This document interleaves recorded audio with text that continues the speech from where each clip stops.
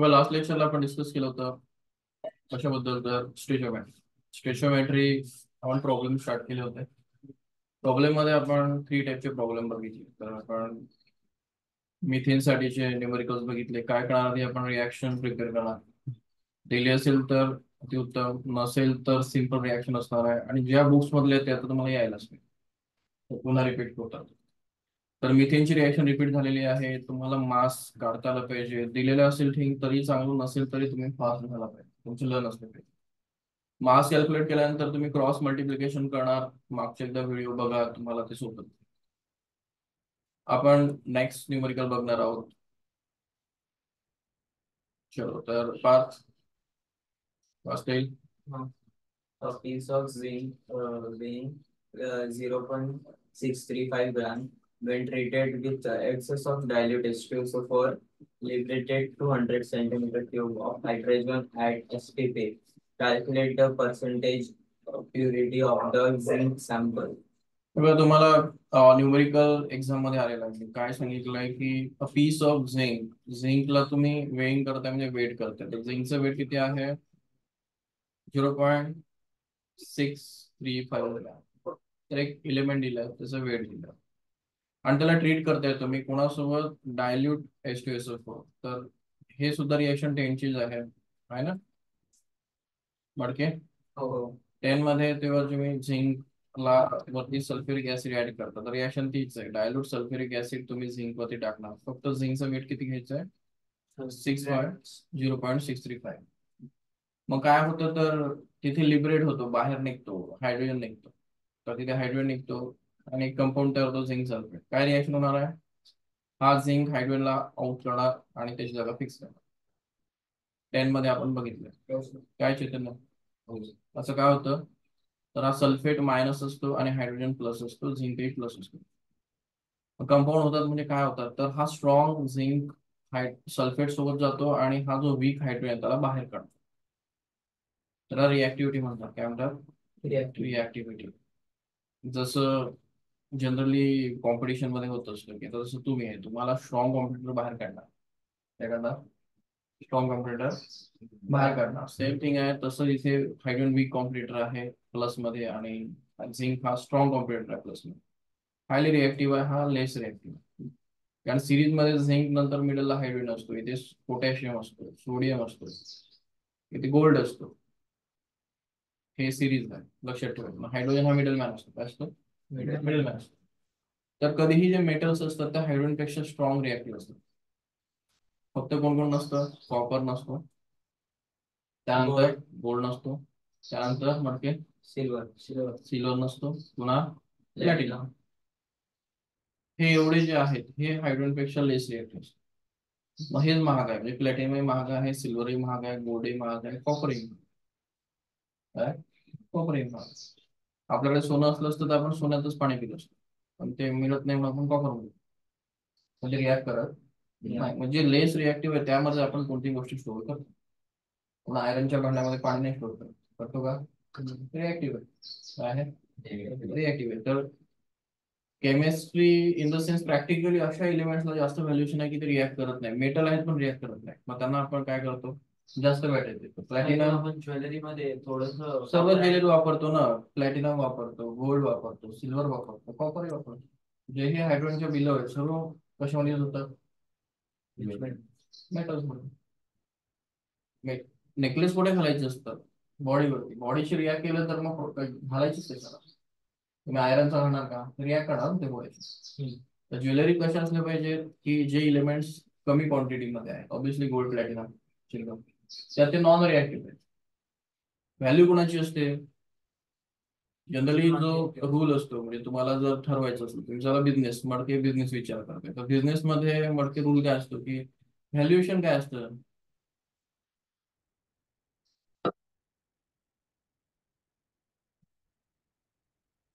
Bank वाले काही Gucci बसत नाही. तर जे व्हॅल्यू असतं, हे व्हॅल्यू कोणाच चांगलं असतं? जो लेस क्वांटिटी मध्ये असतो त्याला व्हॅल्युएशन. म्हणजे डिमांड, मार्केटचा एकच रूल असतो, डिमांड असतो आणि सप्लाय. जेव्हा डिमांड जास्त आहे आणि सप्लाय कमी आहे तर व्हॅल्युएशन जास्त. व्हॅल्युएशन सिंपल आहे. इथे गोल्ड आहे आणि डिमांड भरपूर आहे, प्रत्येकाला गोल्ड आहे, पण सप्लाय नाही आहे. सप्लाय इंडियामध्ये गोल्ड मिळत नाही, माहिती आहे ना, विदेशात नाही. गोल्डची किमती मोठ्या. इंडियामध्ये स्टील आहे ना, डिमांडही आहे पण सप्लाय आहे. इंडिया स्वतः प्रोड्यूस. गोल्ड कोणी जाऊन घेऊ शकतो, किलोमध्ये घेतो, काय होतं किलोमध्ये. सिंपल रूल आहे की डिमांड आहे तर सप्लाय कमी झाला तर डिमांड वाढते. काय वाढते? सप्लाय कमी झाला तरीही व्हॅल्युएशन वाढतं, डिमांड वाढली तरीही व्हॅल्युएशन वाढतं. तर सेम थिंग आहे की जे मेटल्स आहेत, कॉपर, सिल्वर वगैरे, यांच्यामध्ये काय ऑलरेडी ते कमी आहेत आणि त्यांचं युटिलिटी चांगला आहे. युटिलिटी चांगला आहे म्हणजे काय, ते बॉडीशी रिॲक्ट करत नाही, त्यामुळे त्यांचं व्हॅल्युएशन चांगलं आहे. आता इथे काय आहे तर झिंक आहे. झिंक रिॲक्शन एकदम सिंपल आहे. तर लक्षात ठेवायचं केमिस्ट्रीत कधी रिॲक्शन करणार तर तुम्हाला मेटल नॉन मेटल हा डिफरन्स कळाला पाहिजे. इथे जनरल रिॲक्शन बद्दल बोलतोय. रिॲक्शन मध्ये 2 टाईपचे थिंग्स असतात. याला मेटल म्हणतात. काय म्हणतात? मेटल. मेटल जनरली याच्यावरती चार्ज 0 चार्ज येतात. काय चार्ज? 0 चार्ज. हा जेव्हा इलेक्ट्रॉन लॉस करणार तेव्हा तो आयन बनणार. काय बनणार? आयन.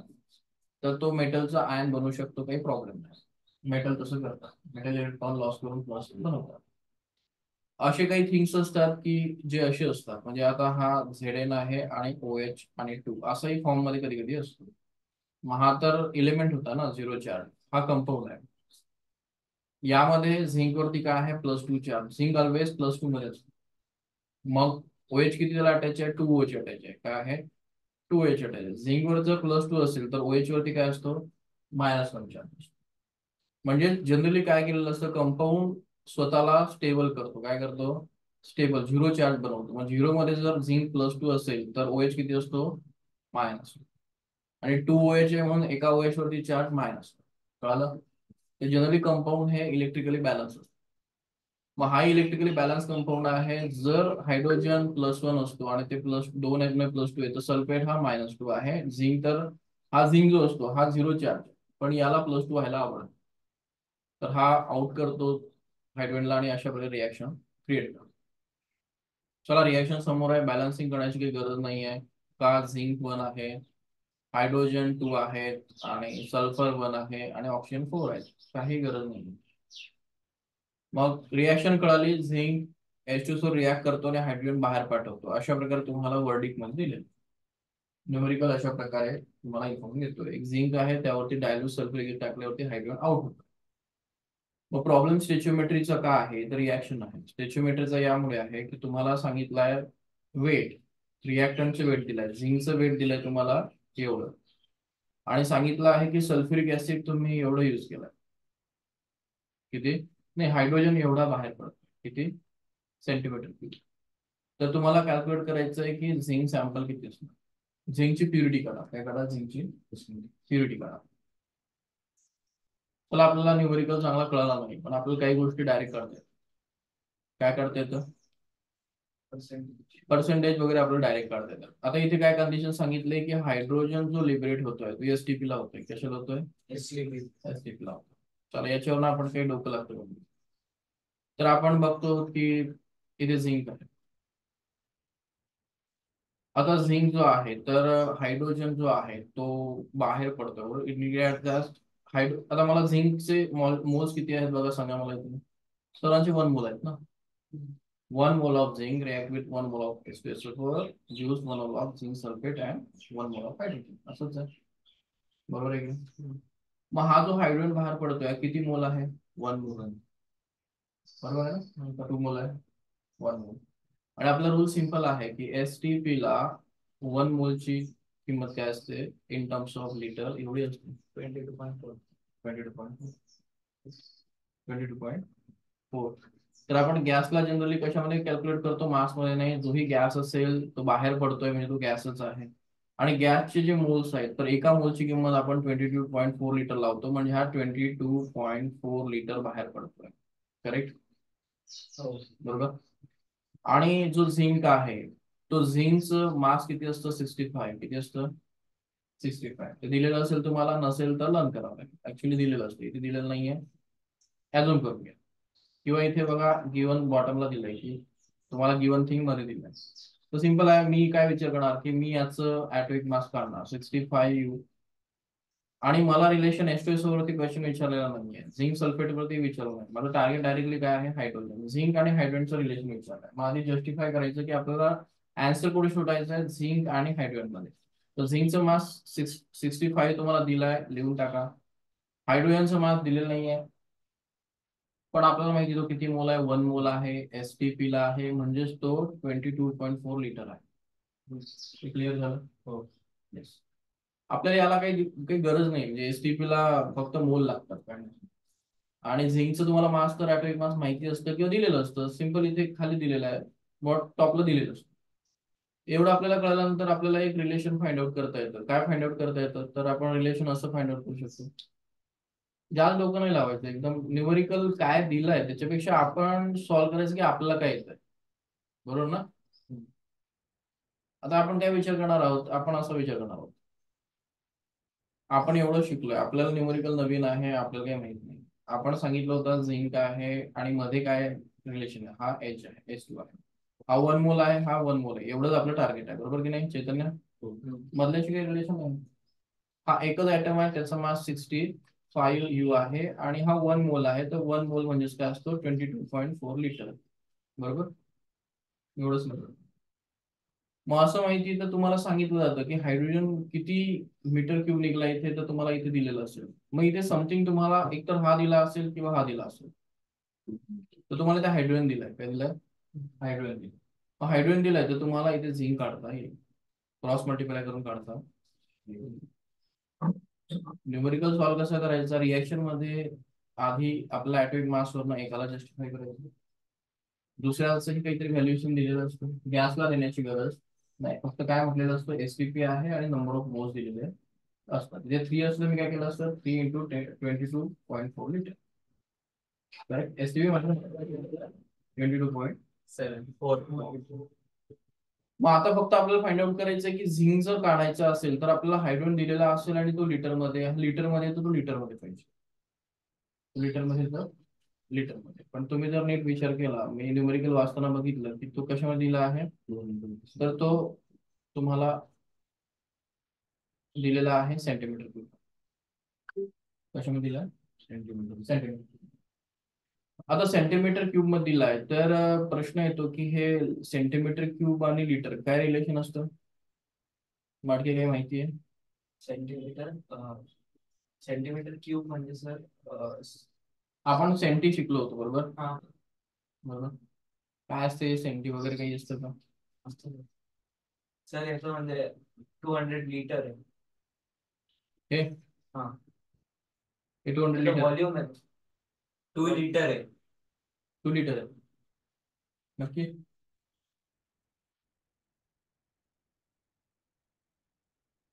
अजून काही कॅल्क्युलेशन मडके आहे का, काय अजून रिलेशन? मी सांगितलं होतं मुलांना प्रॉब्लेम ना व्हॉल्यूम मध्ये येतो, कशामध्ये येतो, 2 लिटर. व्हॉल्यूम मध्ये.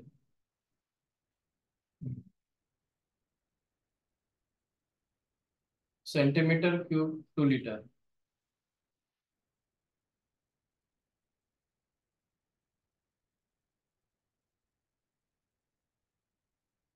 डायरेक्टली कॅल्क्युलेशन दिलं.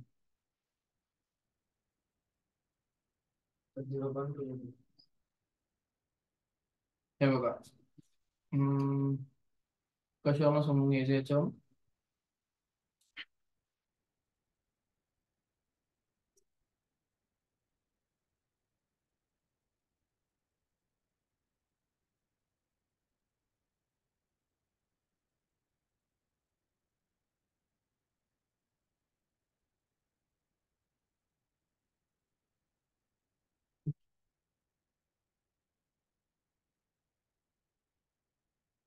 इथे पूर्ण म्हणजे हा फॉर्म्युला तुम्हाला लक्षात ठेवा.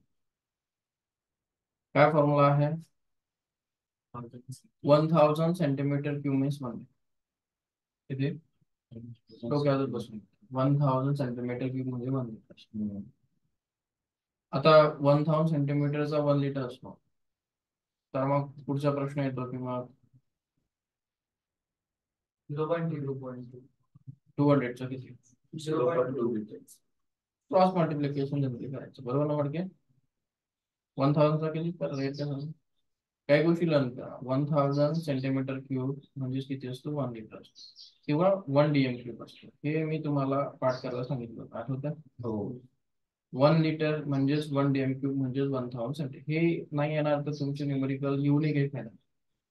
पुन्हा रिपीट, 1 लिटरला आपण 1 DM क्यूब म्हणतो किंवा 100 ml म्हणतो किंवा 1000 ml म्हणतो किंवा 1000 सेंटीमीटर, बरोबर? तर हे जे आहे यालाच आपण मग 200 विचारलं, 200 सेंटीमीटर क्यूब तर 1000 म्हणजे 1000 म्हणजेच 1 लिटर, तर 200 म्हणजेच किती लिटर? क्रॉस करायचं आणि तुमचा आन्सर समथिंग 0.मध्ये काय ना 0.3. कसं करणार? आन्सर कसं येणार? 0.2. तो नाही कळालं? पुन्हा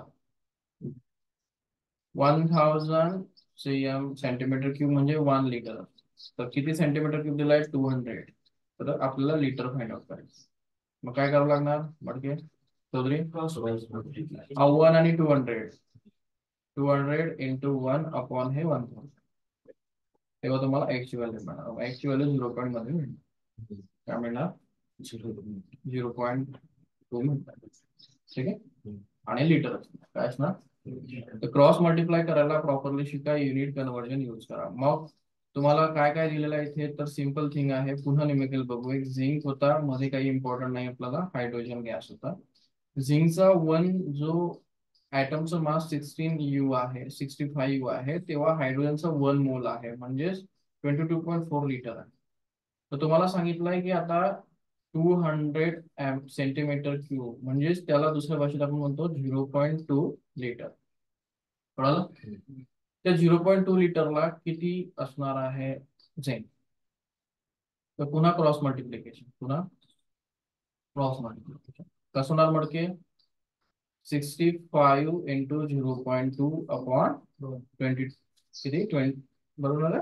22.4 याचं तुम्ही आन्सर 0.5, तर आन्सर येणार 0.5 समथिंग काहीतरी येणार, 0.58 आन्सर आला. किती आलं? 0.5. पण तुम्हाला काय विचारलं होतं? तुम्हाला विचारलं 0.5 नाही विचारलंय, तुम्हाला काय विचारलंय? Calculate the percentage purity of the zinc sample. Calculate the percentage purity म्हणजे हा ऑब्विसली सीईटी ला तर काही येणार नाही, जेईला येणार. आता हे काय नेमकं पर्सेंटेज प्युरिटी म्हणजे काय? तर पर्सेंटेज प्युरिटी ऑफ झिंक म्हणजे काय? तर विचार करा आता की टोटल तुम्हाला सांगितलं होतं की टोटल जो झिंक घेतला होता तुम्ही तो किती होता? 0.63.5 होता. टोटल झिंक किती घेतला होता? 0.63 आणि त्याच्यातनं 200चा हायड्रोजन गॅस बाहेर पडला, बरोबर? 200चा हायड्रोजन गॅस बाहेर पडण्यासाठी किती झिंक लागतो? त्यासाठी 58 झिंक लागतो. म्हणजे 0.58 झिंक 200चा हायड्रोजन बाहेर काढतो. त्याच्यावरती हायड्रोजन बाहेर पडला का? नाही. मग तुम्ही जो सॅम्पल घेतला होता, तुम्हाला जो सॅम्पल कोणीतरी दिला होता 0.68चा, त्यात फक्त 0.58च झिंक होता, बाकीचं रिमेनिंग काय होतं? वेगळंच काहीतरी होतं. त्याने हायड्रोजन तयार केला नाही. नाही कळालं? पुन्हा पॉइंट असा आहे की थोडस ते म्हणजे कोणते स्मिथ असतात, गोल्ड स्मिथ, मग त्याचे कामं करतात. हा झिंक आहे. झिंक तुम्ही घेतला 0.635, तुम्हाला ग्रॅम दिला आणि तुम्हाला कळालं की 200 जो सेंटीमीटर क्यूब असतो किंवा जो 0.2 लिटर जो हायड्रोजन बाहेर निघतो, बरोबर, त्यासाठी फक्त 0.58 झिंक लागतो. 0.2 लिटर हायड्रोजन बाहेर निघला आहे, त्याला 0.58 जर झिंक लागला आहे, तर मग बाकीचा झिंक हा 63 याच्यातला झिंक कुठे गेला? तर तो काही कामात तो झिंकच नव्हतो, तो एक्स्ट्रा होता, ती इम्प्युरिटी होती. इम्प्युरिटी. मग पर्सेंटेज प्युरिटी कशी काढतात? तर जे दिलेलं आहे 0.5 हा झिंक होता आणि सॅम्पल किती होतं? 0.63.5. याचं जर आपण पर्सेंटेज काढलं तर आपल्याला कळेल की तो झिंक किती प्युअर होता. किती प्युअर होता मडके काढलं तर? 91. तो समथिंग काहीतरी तो त्याचा आन्सर यायला पाहिजे. म्हणजेच तुम्हाला कळलं तिथे की तो झिंक प्युअर नव्हता. त्यात फक्त 58 झिंक होता, बाकीचं जे होतं ते 92 म्हणजे 8% त्याच्यामध्ये काहीतरी समथिंग वेगळं होतं. किंवा 58 मायनस 63 किती होतं? 58 मायनस 63 किती होतं? 5. 0.5%, 0.5 त्याच्यामध्ये जो ग्रॅम होता तो झिंक नव्हता. बरोबर. मायनस करायचं, याला काय करायचं? कळालं न्यूमेरिकल काय सॉल्व्ह केलेलं आहे? मग इथे प्रॉब्लेम्स काय येणार तुम्हाला? पहिला प्रॉब्लेम येणार की रिॲक्शन कशी लिहायची आहे. तर लक्षात ठेवायचं रिॲक्शन लिहिण्यासाठी कोणी आहे का राहून? ओके, जोशी करताय का पुष्कर?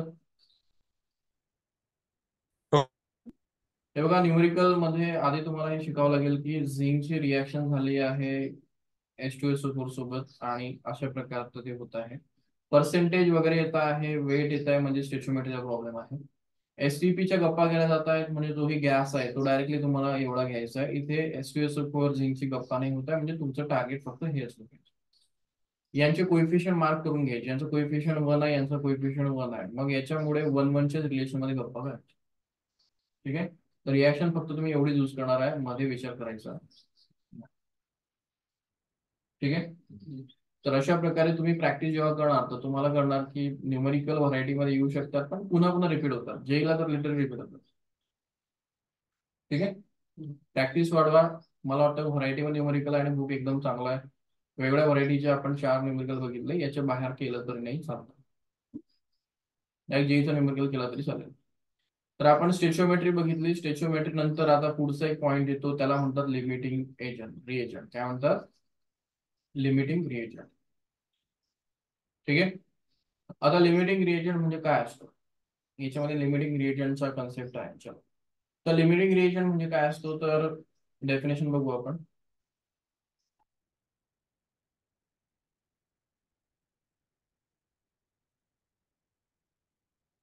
डेफिनेशन आहे the reactant which get consume and limit the amount of product form. आपल्याकडे एक रिॲक्शन चालली आहे आणि त्याच्यामध्ये असा एक रिॲक्टंट असतो, तो कंझ्युम होऊन जातो. काय होऊन जातो? कंझ्युम होऊन जातो, रिॲक्शन स्टॉप संपून जातो. काय होऊन जातो? तो नसल्यामुळे रिॲक्शन स्टॉप होते, त्याला लिमिटिंग रिएजंट म्हणतात. त्याला लिमिटिंग रिएजंट. लिमिटिंग एजंट म्हणजे काय? तर अशा प्रकारचा रिएजंट. रिएजंट म्हणजेच काय? केमिस्ट्री त्याला रिएक्टंट म्हणतात. अशा प्रकारचा रिएक्टंट की जो संपल्यावरती रिॲक्शन स्टॉप होते त्याला म्हणतात लिमिटिंग रिएजंट. काय म्हणतात? Limiting reagent. आता इमॅजिन करू आपण इथे की एक रिॲक्शन आहे. ही रिॲक्शन आहे, इथे 2 moles of NO react with 1 mole of oxygen. अशी रिॲक्शन आहे. म्हणजे 2 NO असल्याशिवाय 1 ऑक्सिजन असल्याशिवाय 2 NO ला आउटपुट करता येत नाही. मग असं जर मी सिच्युएशन दिली की ते माझ्याकडे 4 NO आहेत पण एकच ऑक्सिजन आहे, मग काय होणार? यातले 2 NO यूज होणार. काय होणार? 2 NO ऑक्सिजन सोबत यूज होणार आणि 2 NO पडून जाणार. 2 NO पडून जाणार, ऑक्सिजन संपला. ऑक्सिजन संपला. सिंपल थिंग आहे एकदम. पूर्ण लक्ष द्या. एका ऑक्सिजनला 2 NO लागतात. तर लागतात, रिॲक्शन आहे तर लागतात, तेवढं कॉम्बिनेशन असायला पाहिजे. पण लिमिटिंग रिॲक्शन मध्ये काय होतं की आपल्याकडे NO भरपूर असतो. म्हणजे चला ग्राउंड मध्ये भरपूर नायट्रोजन ऑक्साईड पडला, एकदम 100 NO ऑक्सिजन आहे आपल्याकडे, भरून ठेवलाय चेंबर मध्ये, आणि ऑक्सिजन मिळाला आपल्याला फक्त 2 ऑक्सिजन, 2 मोल्स ऑफ ऑक्सिजन. मग रिॲक्शन काय 100 सोबत होणार का? नाही. आपली रिॲक्शन म्हणतं 1 ऑक्सिजन 2 NO, म्हणजे 2 फक्त 4 NO सोबत रिॲक्ट करतील. कोणासोबत? 4 NO सोबत हे 2 O2 रिॲक्ट करतील आणि काय बनवतील? पुढं NO2 बनवतील. आणि बाकीचं जे 96% जो NO आहे तो पडून राहील. तो बेसिकली काय राहील? पडून राहील. त्याला म्हणतात. मग इथे लिमिटिंग रिएजंट कोण आहे? ऑक्सिजन. ऑक्सिजन वाढवला तर रिॲक्शन होईल, ऑक्सिजन नाही तर रिॲक्शन नाही, स्टॉप. हे असं का होतं आणि एवढं लिमिटिंग रिएजंटवरती आपण फोकस का ठेवतो?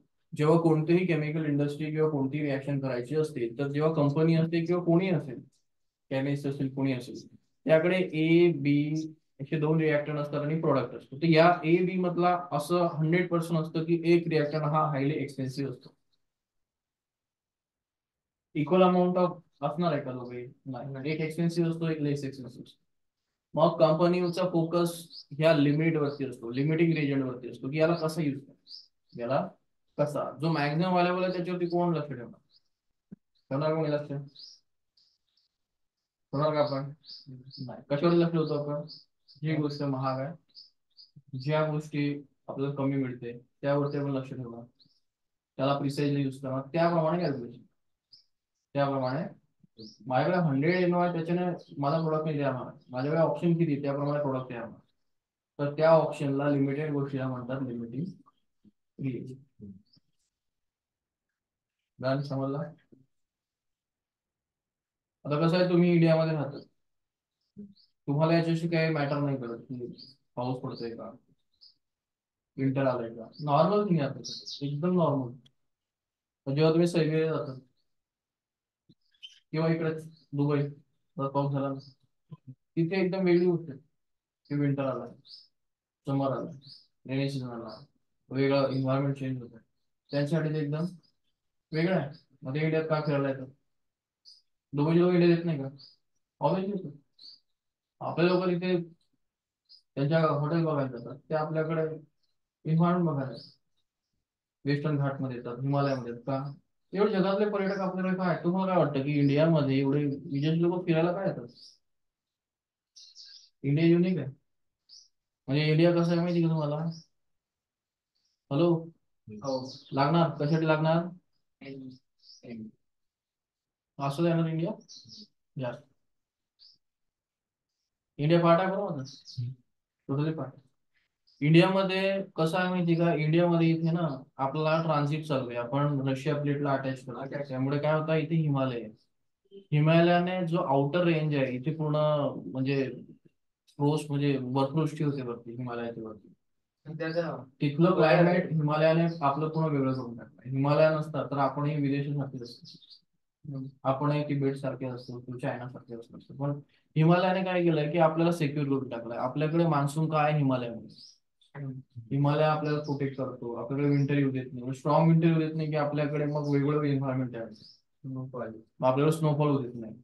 होली तो पण हिमालयातच होतो, मग तोही आपण एक्सपिरियन्स करतो. आणि आपल्याकडे वेस्टर्न घाट आहे, पुन्हा आपल्याला राजस्थानही आहे, म्हणजे आपल्याकडे एवढी युनिफॉर्मिटी आहे, एवढा एवढा सीचा पूर्ण आपल्याला काय पेनिसुला आहे, एवढं क्लायमेट जबरदस्त आहे इंडियाचं. पण ते आपल्याला काही इम्पॉर्टंट नाहीये कारण आपण तिथे राहतो, आपण तिथे राहतो. आपण रशियात गेलो की आता स्वीडन, स्वीडन एक मस्त देश आहे माहिती आहे का तुम्हाला, का देश आहे, कारण आपण स्वीडनच्या बाहेर. आता माझं फ्रेंड सर्कल स्वीडनला जास्त राहतात, त्यांना भरपूर त्रास आहे का,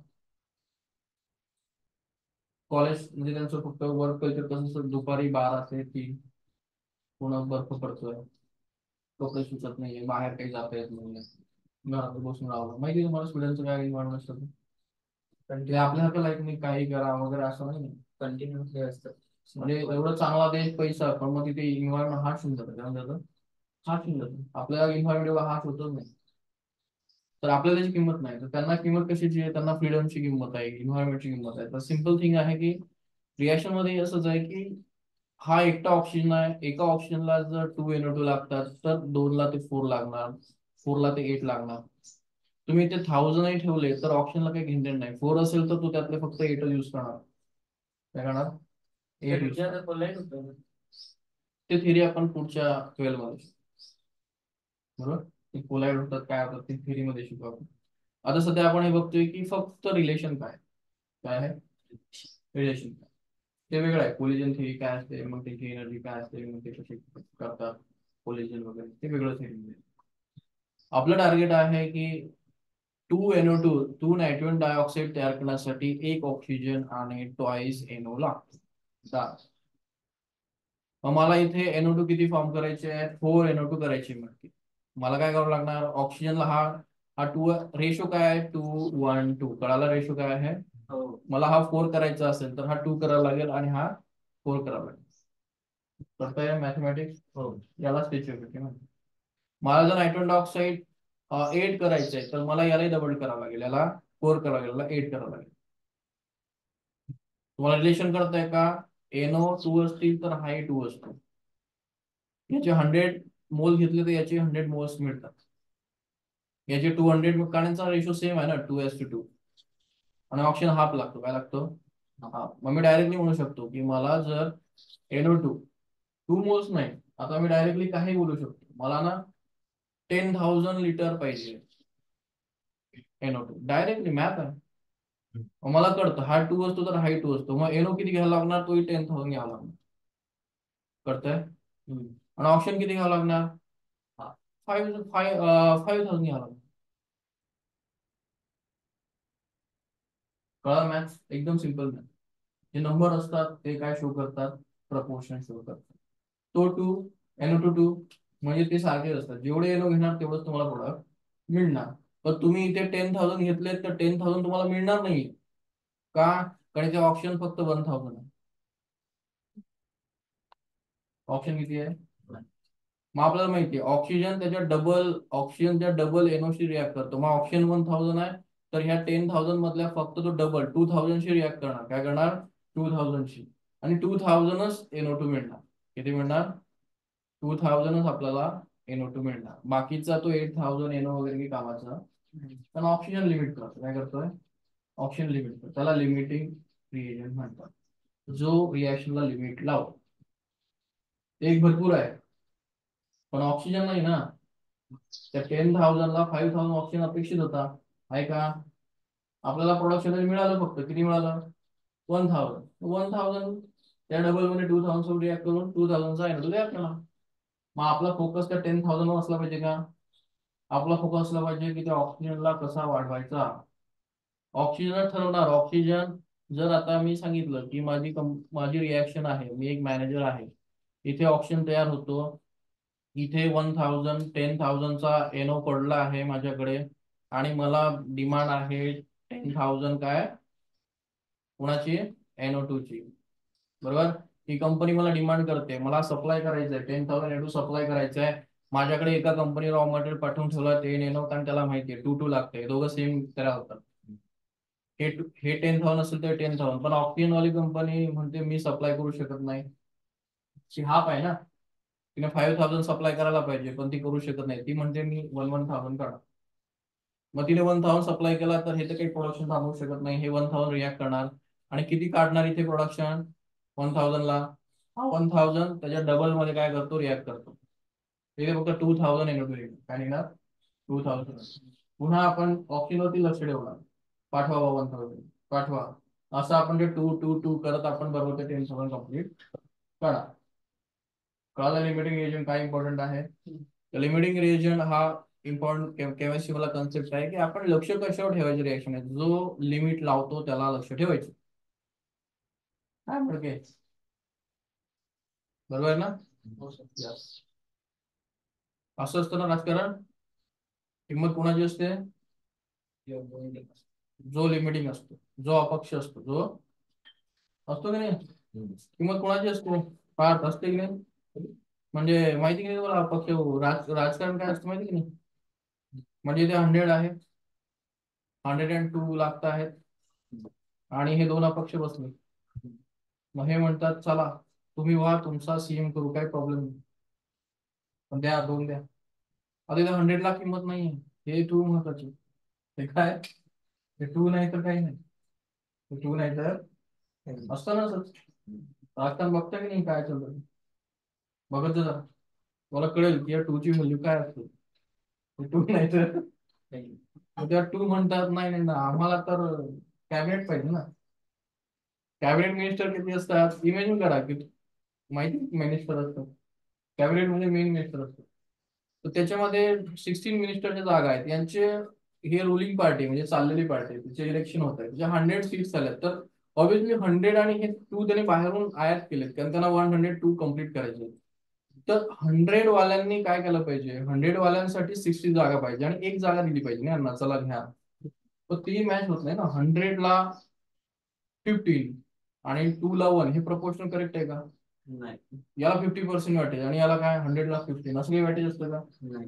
त्यामुळे इनकरेक्ट आहे ते, करावं लागतं. चला तुमचा कॅबिनेट, दोघं कॅबिनेट, चला काय, दोघं कॅबिनेट, दोघं उपमुख्यमंत्री, दोघं पुन्हा, चला एक गृहमंत्री, चला गृहमंत्री सगळे देत नाही, काही तर देतात ना त्यांना. विचार करा मॅथमॅटिक्स बॅलन्स होतं का. तुमचे 100 माणसांना तुम्ही किती येणार 15 देणार आणि ह्या 2 मधल्याला डायरेक्टली तुम्ही 1 देऊन टाकणार. इनजस्टिस झालं ना 100 वरती. करावं लागतं. लिमिटिंग रिएजन महत्वाचं. पण 16 पण इनजस्टिसच झालं. अरे 60 पण इनजस्टिस आहे ना ते टोटल त्यांनाच पाहिजे ना. 2 ची काय व्हॅल्युएशन आहे?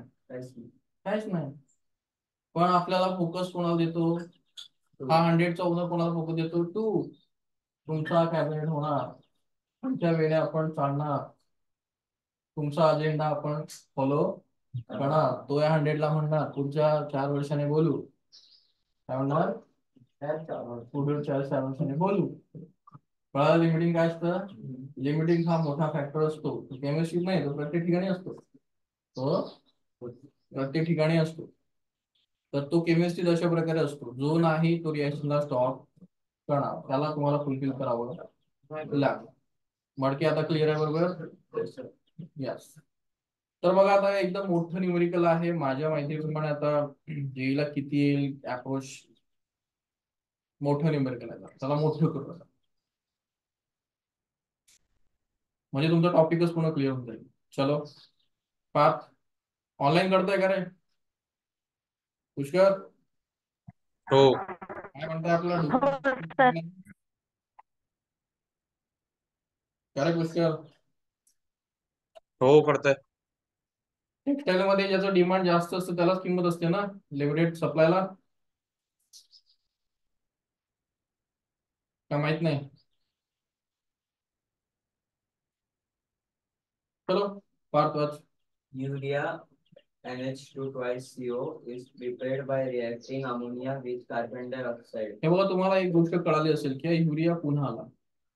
युरिया वर्ड पुन्हा आला. तर जो जो पुन्हा येणार त्याला तुम्ही लक्षात ठेवायचं. जगातले सर्व कंपाऊंड नाही पाठ करायचे, पण जे बुक मध्ये कंपाऊंड येणार ते तुमचे लर्न असले पाहिजे. हा कंपाऊंड पुन्हा आला. तुम्ही मागेही युरिया बघितला होता, पुन्हा युरिया आला. युरिया हा इम्पॉर्टंट कंपाऊंड आहे. तो पुन्हा पुन्हा न्यूमेरिकल मध्ये येतो. तर युरिया आल्यानंतर ज्यांना जेई करायचंय त्यांना तर ऑप्शन ठेवायचं नाही. डायरेक्टली युरियाचा फॉर्म्युला लर्न असला पाहिजे. मी सीईटी वाले ऑप्शनला काढू शकतात, पण जेई वाले नाही. युरियाचा फॉर्म्युला पाठ करून घ्या. ठीक आहे. तर जे जे गोष्ट पुन्हा पुन्हा रिपीट होणार त्याला ऑप्शन काढायचा नाही. तर एक युरिया आहे. युरिया म्हटल्यावर तुम्हाला हा फॉर्म्युला लर्न असला पाहिजे. हा बनवायचा आहे, प्रिपेअर करायचं आहे. याला काय करायचं आहे? बनवायचं. तर रिॲक्शन लक्षात ठेवा. नसेल 10 पर्यंत ते मॅटर नाही करत. तुम्ही 11 वेळेला युरिया बनवायचं तर विचार करा. युरियामध्ये कार्बन आहे, दिसतोय? जनरल थिंग आहे, कॉमन सेन्स आहे की कार्बन आहे तर कार्बन डायऑक्साईड असू शकतो. तोच असतो काय? तोच.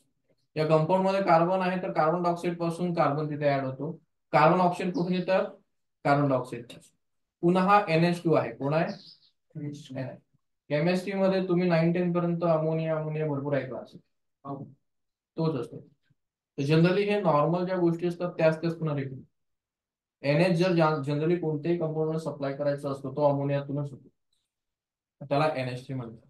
जनरली CO जिथे जातो तो कार्बन जनरली कार्बन डायऑक्साईड कडे जाण्याचा प्रयत्न करतो. भरपूर ठिकाणी कार्बन डायऑक्साईड असतो. कॅल्शियम कार्बोनेट CO असतो. भरपूर ठिकाणी ग्लुकोज मध्ये असतो, इकडे असतो. पण जे न्यूमेरिकल येणार आहे त्यातल्या काही गोष्टी तुम्हाला लर्न करायच्या आहे, कारण त्या पुन्हा पुन्हा रिपीट होणार. तर युरियाचा फॉर्म्युला लर्न असला पाहिजे. आणि तो कसा फॉर्म होतो तर लॉजिक थोडं लक्षात ठेवायचं. कार्बन CO म्हणजे कार्बन डायऑक्साईड असू शकतो, अमोनिया. हे का तर तुम्हाला ते लर्न करावं, लक्षात राहावं. आणि हा फॉर्म्युला तर तुम्ही लर्नच केलेला आहे. केलाय की नाही? माझा हा फक्त युरिया तयार होतो का नाही, तर पुन्हा एक गोष्ट लक्षात घ्यायची की इथे हायड्रोजन जास्त, वॉटर एक लक्षात घेऊन काय काय रिएक्शन लर्न करावं लागतं. त्यातली एक रिएक्शन तुम्हाला लर्न करायची नाही कारण दिलेली आहे. तुम्हाला क्लिअर दिसत आहे की बुक मध्ये रिएक्शन दिलेली आहे, पण कधी जेईने नाही दिली मग काय करणार? कधी कधी जेई रिएक्शन देत नाही मग काय करणार? पेपर टफ करायचं. सीरियसली 100% देऊन टाकणार मोकळा. आणि इथे दिलेली आहे, पण माझं म्हणणं आहे जर करता आलं तर अतिउत्तम ना. काय प्रॉब्लेम? बरोबर ना? लॉजिक सिंपल आहे.